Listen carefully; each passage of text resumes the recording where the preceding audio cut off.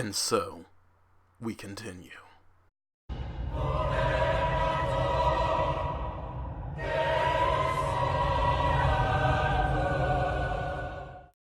Hello, and welcome back, everyone, to LorePlay Bloodborne, the Old Hunters. I'm Dr. Faust, and we're back in the Hunter's Nightmare. As you saw from my little montage, I traveled a little further down the River of Blood before realizing that the door next to our dear harrowed hunter was, in fact, a shortcut back to the lamp. Once again, speaking to the effectiveness of the reused assets in the DLC, a lot of these areas seem similar enough that you think you know where you're going. At least I did. Only to get completely turned around in a lot of the areas. Speaking of the River of Blood, the river itself seems to be emanating from the second Grand Cathedral in the Hunter's Nightmare. If you'll recall, the Herald Hunter told us that there were two cathedrals. The first being the cathedral that we encounter near the beginning of the DLC, which, as anyone who's watched the first part of this lore play has noticed, I did not enter. After the fight with the Nightmare Executioner, I completely bypassed the inside of the cathedral and made my way further on into the DLC, missing a very, very important key item that you're going to watch me stumble around and confusedly look for in a future episode. Speaking of Nightmare Executioners, here we have one with a giant cannon. I actually have to say that this trap encounter with the Axe Executioner and the Cannon Executioner, as you can see, got me. And how I made it out without taking any damage, I don't know. But fortunately, the range of that cannonball does not seem to be outside of the Axe Executioner's range. So I simply pulled him back and decided to take them on one at a time. Some of you may notice that I have a great reliance on initiating a riposte animation with a lot of the enemies in the game, mainly because of the Blood Rapture rune, which gives 300 HP back on visceral attacks. I'll take a chance at a riposte whenever I can, and if I can't, be it from an enemy that does not have any melee attacks, I don't know how I missed that grab. Also, I have to say that grab has probably the most ridiculous tracking animation of any attack in the game. I'm talking Dark Souls 2 levels of just spin around on a pivot and hit you with a move. But as I was saying before, I will take any and every chance to get a counter on an enemy to preserve the number of blood vials that I have at any chance. That's why I actually kind of find ranged attack enemies mildly annoying in this game. But enough griping about mechanics. We're here for some lore. And finally, thanks to the Harrowed Hunter, we have a mission objective. The nightmare holds a secret that some do not wish to see uncovered. One can assume that the secret is tied directly back to the Healing Church, as all secrets in Yharnam are, especially because of the two grand cathedrals in the Nightmare. This one, the second one, has a river of blood pouring out of it, which is a bit of symbolism that I feel implies source of the blood used by the Yarnamites for their consumption, distributed by the Healing Church, and also the implication, because of the writhing bodies, that a lot of people were sacrificed during the church's search for the Eldritch Truth, and that the River of Blood means that the Healing Church killed a lot of people while providing blood to the citizens of Yarnum. And the overwhelming use of the Grand Cathedral clock tower as a structure in the Hunter's Nightmare uh, indicates that this is most likely a secret held by the choir. If you'll remember from the main game, the choir was mainly located in the upper cathedral ward that you access through Odin Chapel, the elevator in Odin Chapel. However, its headquarters were in the Yarnum Clock Tower, which actually gets a name in the DLC. It is called the Astral Clock Tower. Uh, Here we have the new Old Hunters summon marks with our little messenger buddies ringing a bell of one of the newly added NPC hunters. And we're about to get into one of my favorite encounters in the DLC. He got me. Fell for it. I had no idea that that hunter was even there. And I'm actually really surprised that I make it out of this encounter taking less damage than I did. You'll notice that this hunter has glowing red eyes. That means that they're supercharged for whatever reason, and that they are going to drop a vermin. Unfortunately, I had blood vials over the vermin drop and didn't realize that there were, in fact, two drops, blood vials and vermin. And after one of my favorite encounters, we're going to encounter my favorite piece of foreshadowing. What was that? Where did it come from? But mainly, what is that? It appears to be a snail woman, which is a new model for the game, and fell right out of the sky. I have to say, while I really like the use of having this enemy just fall out of the sky as a bit of foreshadowing, I really wish that it had been placed more along the critical path. This is really a side area that's kind of easy to miss if you're not paying attention.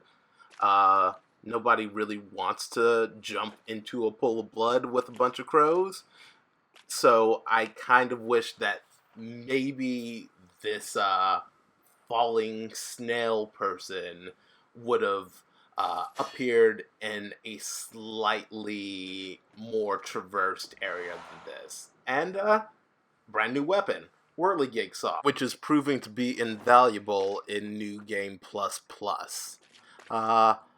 So, I'm about to do a little more exploring, so this calls for fast forward.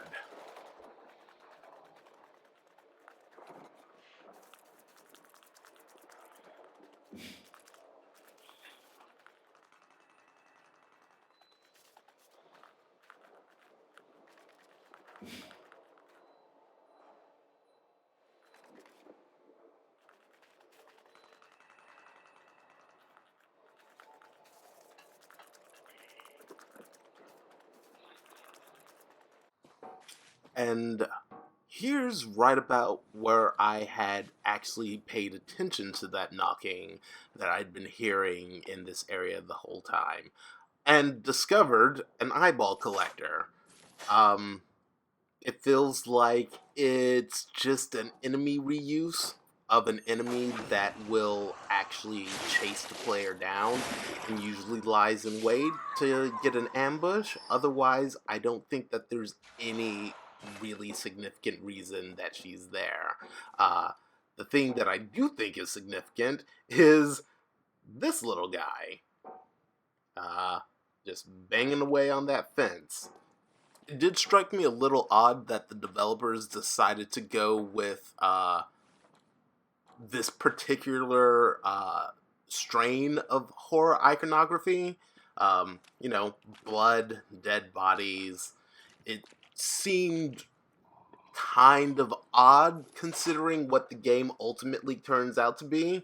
You start Bloodborne, you think, oh, it's a game about werewolves and infections, and then it turns out, nope, it was Cthulhu. Cthulhu was behind everything. And I guess at the point that one's able to access this DLC, that isn't as apparent as it becomes later on in the game.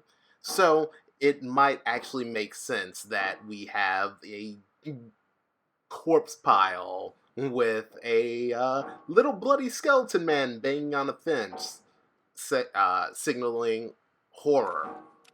Horror. Which is fine, but it turns out that this guy is not for atmosphere, but he's actually a boss fountain. I couldn't pick him up, but every time you kill this little guy, and he does respawn, you get 5 blood vials. Because the boss is one tough customer, and also incredibly important in the grand scheme of things. I'm also going to warn you, dear viewers, that this fight's not pretty. It's not elegant.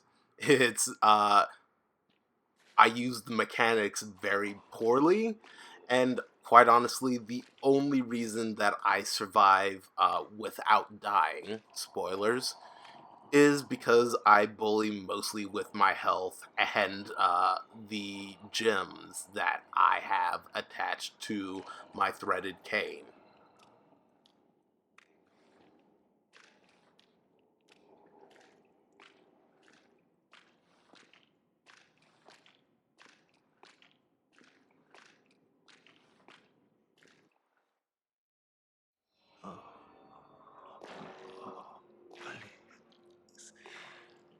Help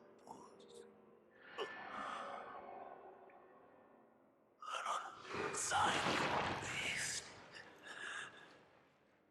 The great terror looms. Dick is coming.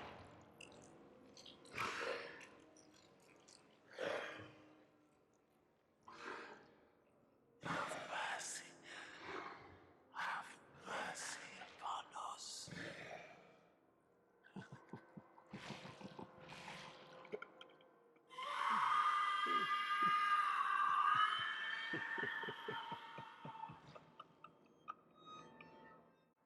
And here we have Ludwig the Accursed. As many of you will recall, Ludwig was the first hunter of the Healing Church. And as you can see, he has transformed into the most abhorrent and hideous beast that we actually encounter in the entire game. Which leads me to believe that Ludwig did a lot of killing and a lot of repressing his primal urges that seem to manifest when one becomes a hunter.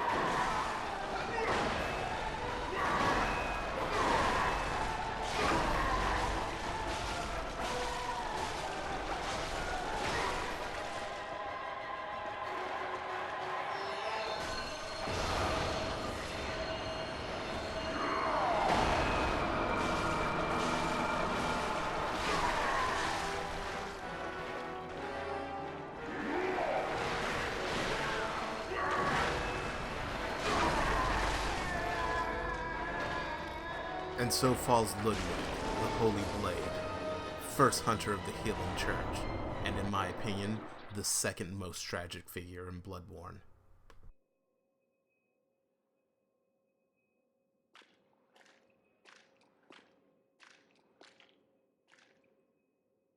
Good hunter, have you seen the thread of light?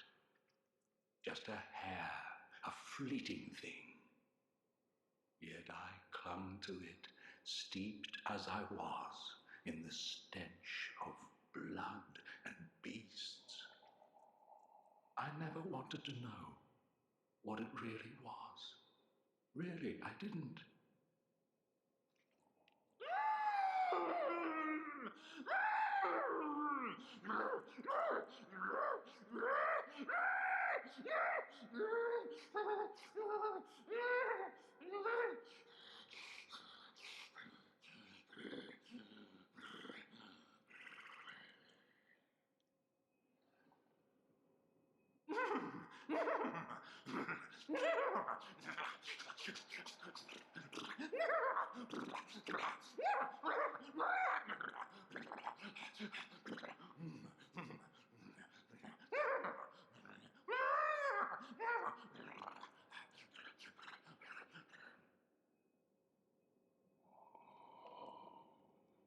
And there we have it.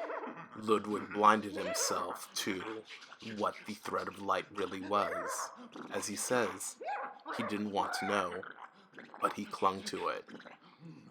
He used the power of the Eldritch, of the Great Ones, and ultimately paid the price by refusing to acknowledge what that power was, and eventually turned into the hideous monstrosity that we find him as.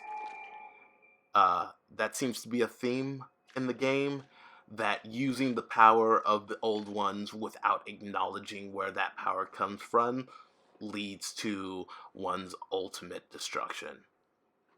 Now, however, it's time to ascend the astral clock tower and discover the horrible experiments that the choir has been perpetrating on the citizenship of Yharnam.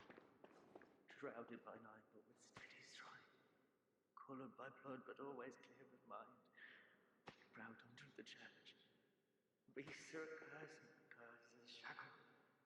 Only ye, the true blades of the church.